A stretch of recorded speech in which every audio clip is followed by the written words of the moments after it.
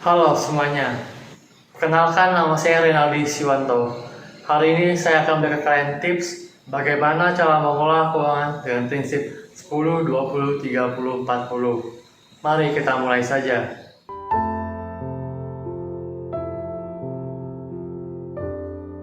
Pertama-tama, saya akan menjelaskan mengapa diperlukan pengelolaan dalam penghasilan. Yang menjadi permasalahan bukanlah seberapa besar penghasilan yang dihasilkan. Sebab, untuk penghasilan yang besar sekalipun, jika semuanya dihabiskan untuk berfoya-foya, tentu tidak ada sisa yang bisa diinvestasikan, atau bahkan kita harus berutang. Jadi, sangat dibutuhkan pengelolaan penghasilan yang baik. Mengelola penghasilan juga bukan berarti harus hidup berhemat, dan tidak menikmati hidup sama sekali.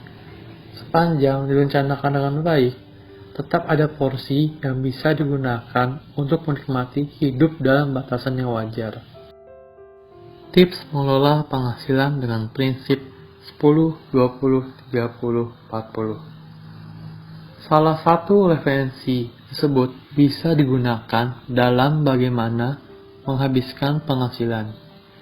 Penjumlahan dari 10, 20, 30, 40 adalah 100. Angka tersebut menunjukkan berapa persen dari penghasilan yang sebaiknya dialokasikan.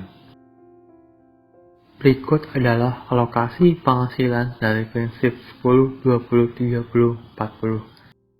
10% untuk kebaikan, 20% untuk masa depan, 30% untuk kecicilan, 40% untuk kebutuhan. Kita misalkan, jika Anda mempunyai penghasilan sebesar 3 juta sebulan, maka alokasinya berdasarkan dengan prinsip 10, 20, 30, 40 ialah 10% dari 3 juta ialah sebesar 300.000 yang dialokasikan untuk kebaikan.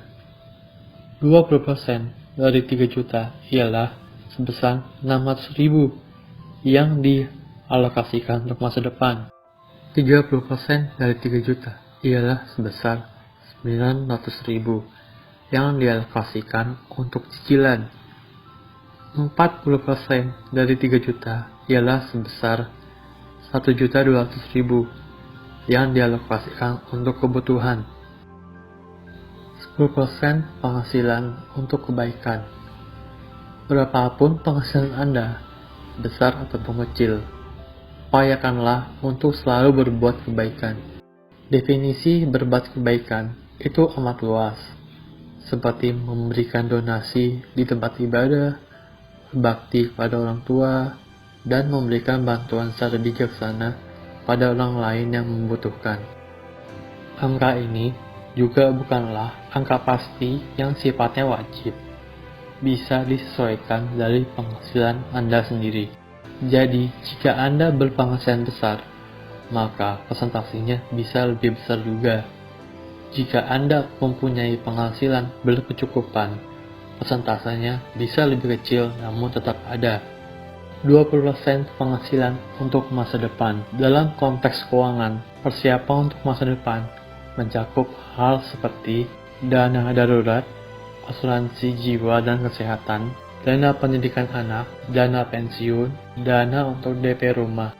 Untuk pemenuhan masa depan tersebut, bisa menggunakan berbagai produk jasa keuangan dan investasi, seperti tabungan, deposito, asuransi, dan reksadana atau emas. Dalam kasus terjadi pengeluaran yang sifatnya darurat, seperti masuk rumah sakit atau ada kerabat yang meninggal, maka posnya diambil dari alokasi ini. 30% penghasilan untuk cicilan. Memiliki utang dan cicilan dalam konteks perencanaan keuangan masih baik sepanjang digunakan untuk membeli rumah, kendaraan, atau peralatan untuk kebutuhan yang sifatnya produktif. Namun, apabila digunakan untuk membeli barang yang sifatnya konsumtif, seperti membeli gadget mewah, jalan-jalan, maka secara perencanaan keuangan itu kurang baik. Jika memang dananya belum cukup, belilah yang sesuai kemampuan. Bagi Anda yang sudah terlanjur berhutang untuk pengeluaran yang konsumtif, sebaiknya segera dilunasin. Sepanjang hutang dan cicilan yang Anda miliki adalah untuk pembelian aset yang sifatnya produktif, menunjang pekerjaan, dan besarannya cicilan tidak melebihi 30% dari penghasilan, maka bisa dikatakan wajar. 40% penghasilan untuk kebutuhan hidup. Persentase inilah idealnya digunakan untuk memenuhi kebutuhan hidup, termasuk di dalamnya biaya makan, transportasi, tagihan utilitas, pulsa telepon, langganan televisi, keanggotaan olahraga, hobi, pakaian, rekreasi, dan sebagainya. Semua dari yang sifatnya kebutuhan pokok sampai gaya hidup silakan dimasukkan dalam alokasi ini. Bila dengan contoh alokasi di atas ternyata tidak cukup untuk memenuhi kebutuhan, saatnya benahi keuangan Anda. Lakukan ini. Turunkan gaya hidup.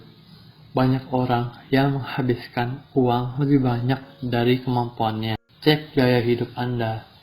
Kurangi atau kalau bisa hilangkan pengeluaran yang Anda rasa tidak perlu. Contohnya seperti menggunakan HP yang sesuai kebutuhan, tidak selalu makan di restoran, dan tidak sering jalan-jalan ke mall. Bedakan keinginan dengan kebutuhan. Banyak penghasilan yang dihabiskan untuk memenuhi keinginan.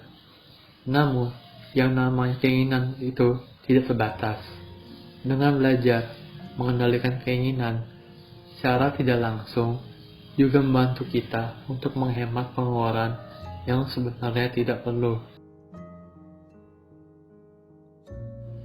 Tingkatkan penghasilan. Bila semua sudah dilakukan dan masih tidak cukup, berarti ini tandanya bagi Anda untuk meningkatkan penghasilan. Silakan bekerja lebih keras, lebih giat, dan lebih semangat untuk bisa mendapatkan kenaikan penghasilan. Anda bisa dengan berjualan online sebagai penghasilan tambahan.